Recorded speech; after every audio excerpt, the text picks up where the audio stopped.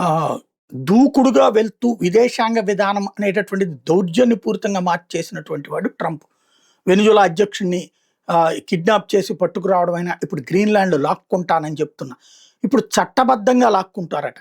Greenland annexation and statehood పేరుతో ఓ bill తీసుకొచ్చారు. ఈ బిల్లు చట్టసభలో ఆమోదం పొందితే గ్రీన్‌లాండ్‌ని అమెరికాలో విలీనం చేసి 51వ రాష్ట్రంగా మార్చేస్తారు. ఈ అధికారం ట్రంప్‌కొస్తుంది. అమెరికా జాతీయ భద్రత కోసం గ్రీన్‌లాండ్‌ని ఎలాగైనా స్వాధీనం చేసుకోక తప్పదంటూ ట్రంప్ స్పష్టం చేసిన నేపథ్యంలో సులభ మార్గం లేకపోతే కఠిన మార్గం. ఏది మీకు ₹8,00,00,000 నుంచి ₹80,00,00,000 దాకా డబ్బులిస్తాను. మీరందరూ ఒప్పేసుకోండి అని గ్రీన్‌లాండ్ ప్రజలను ఒక పక్కన బేరమాడుతున్నారు. రెండో పక్కన డెన్మార్క్‌ని మాకది అమ్మే అంటున్నారు. మేము అది అమ్మము అంటోంది.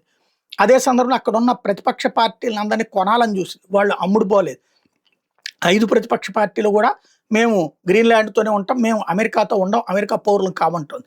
అయితే ఇప్పుడు ఓ ఫోటో పెట్టుకొచ్చాడు ట్రంప్. ఏంటంటే గ్రీన్‌లాండ్ కి సంబంధించినటువంటిది మనసంతా అక్కడే ఉందన్నటువంటి ఎక్స్‌లో ఓ ఫోటో షేర్ చేసుకొచ్చాడు.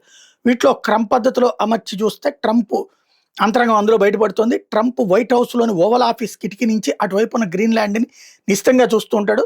తాజా పరిస్థితిని ఆయన పర్యవేక్షిస్తున్నట్టుగా ఏర్పాటు చేసుకొచ్చారు. ఈ ఆర్కిటిక్ ద్వీపంలో ఉన్నటువంటి అమెరికా 51వ రాష్ట్రం కిందన దీన్ని ఫెడరల్ చట్టంలో మార్పులు చేసి లాక్కుంటారట.